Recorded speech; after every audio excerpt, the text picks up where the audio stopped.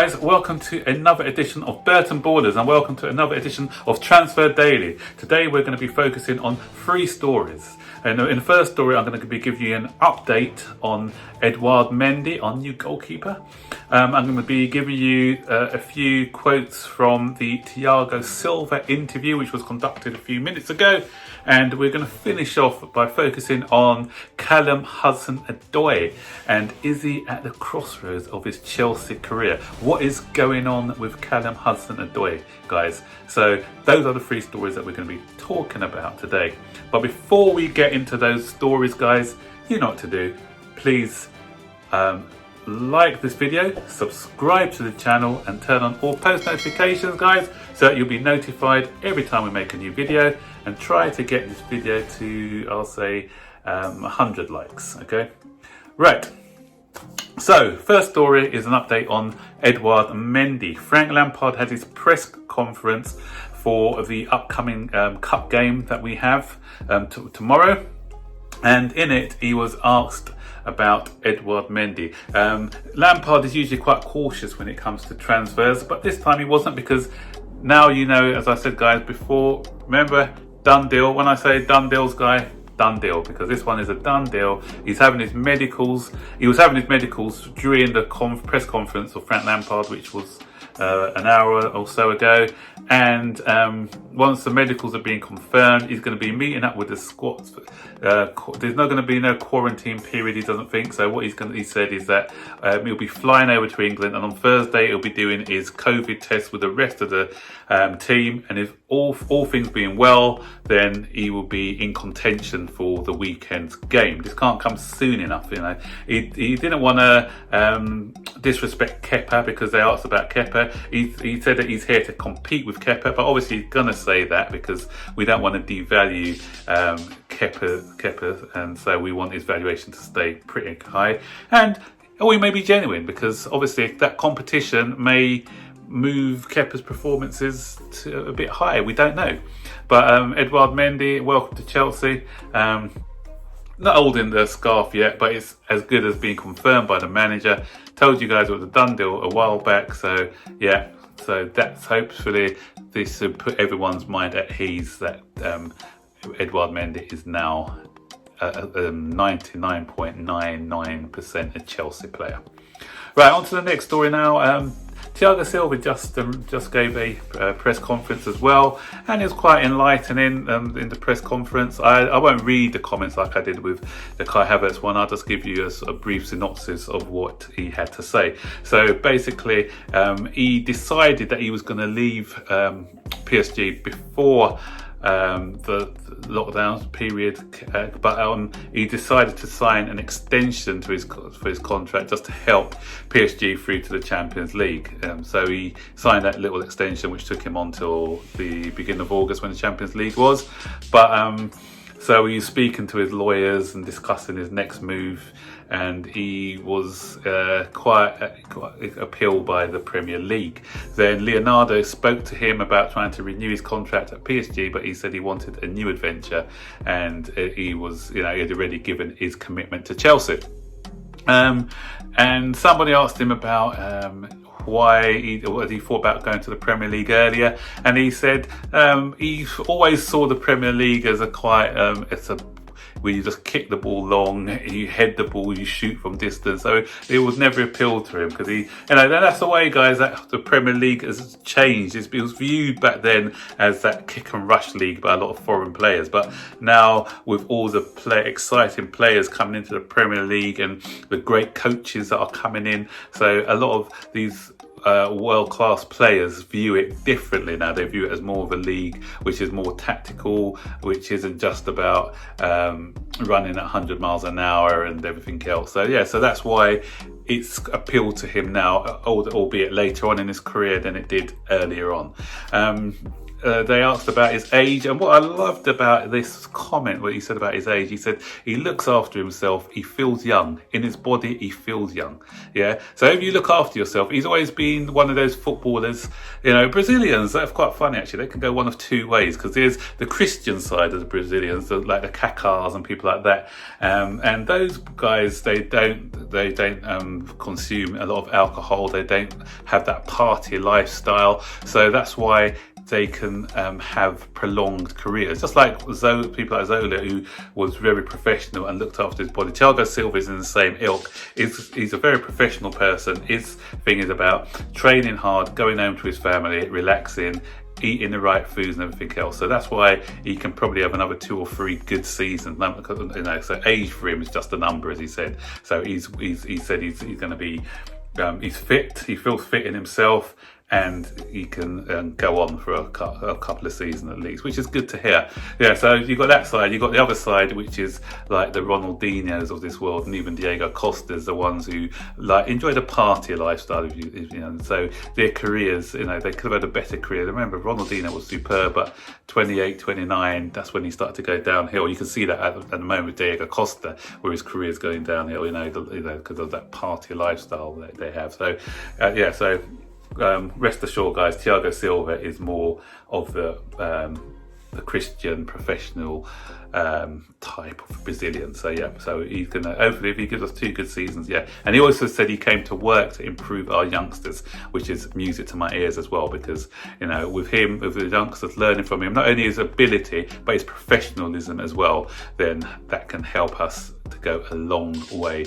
And in the long run, it'll be very good for the careers of the young people if they're willing to listen to a pro like Thiago Silva. So final story, Callum HudsonOdoi. I spoke about him yesterday in relation to a swap deal with Guendouzi maybe, but today The Athletic are reporting that Chelsea may be willing to listen to some offers for him, some loan offers for him.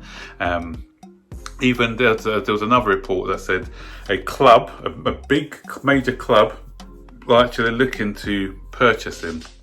Not sure if it's on loan or on a permanent deal. I don't know. So it prompted a lot of backwards and forwards on Twitter, and he was trending on Twitter, especially amongst the Chelsea fan base, about whether he should go or not. There's a lot of people who think that he shouldn't go, and Frank out if he goes and all this nonsense. We don't know the backdrop. We don't know what's going on, guys. So we can't make it's all on Frank or whatever. We don't know.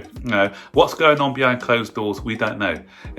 We don't know if what we do know is Frank Lampard did say that he's not the best of trainers, and he needs to improve in training if he wants to get into the side.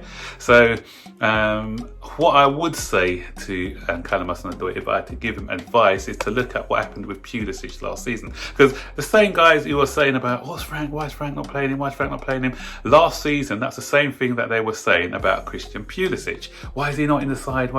But he came into a new league. Frank says, you know what, these are the sort of things you need to do to play for me. Rather than sulking, he buckled down, he followed the instructions of the manager, and now he's one of the first teams on Frank's 11, when fit.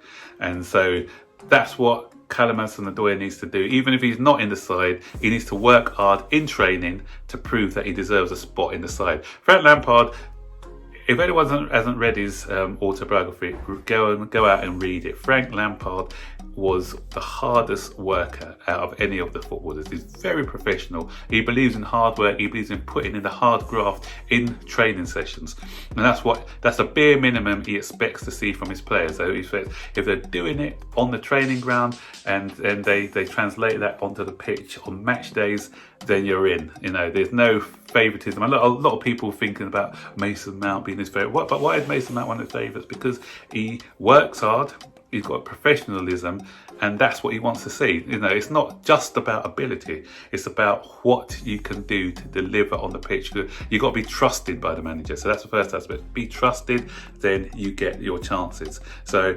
Callum HudsonOdoi needs to gain the manager's trust, follow instructions. I remember some veiled comments that he made in the cup. You know, we're not going to be playing in the cup next tomorrow, so this is a good comparison. When we played Grimsby, I think, in the cup, although we won the game 7-1, he was still critical a bit of Callum HudsonOdoi's movement in that game. You could watch back and listen to the comments he made about Callum HudsonOdoi then. So he's trying to help the player, so the player needs to get on board, follow the instructions of the manager, then he'll get game time. And what people got to realise as well with Callum HudsonOdoi is that he has had a lot of injuries, so he's had to stop start. When he's starting to get a bit of form, gets injured again. So it's about finding that rhythm again and trying to get back to that level of playing.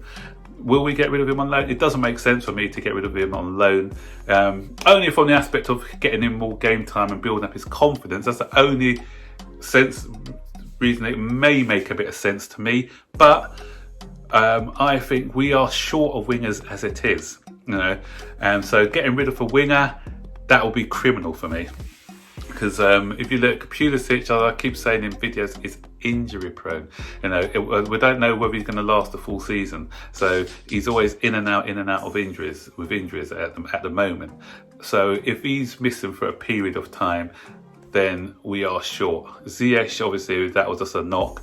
His injury record is pretty good, but I wouldn't like to, you know, I want true wingers to play sometimes, because I don't see Havertz as a true winger. I don't want him out of position, and I don't really see Mason Mount as a true winger. The three true wingers that we've got in the side are Pulisic, HudsonOdoi and Ziyech. And even Ziyech likes to come inside sometimes, you know. He's not one of these ringers who likes to stretch the play and hug the touchline. So what Callum HudsonOdoi does, he likes to hug that touchline, stretch the play a bit. So he gives us something different from the other wingers as well. So I wouldn't want to see him go out on loan. I want to see him stay, prove his worth, and if he does, then I'm sure that he'll get plenty of game time.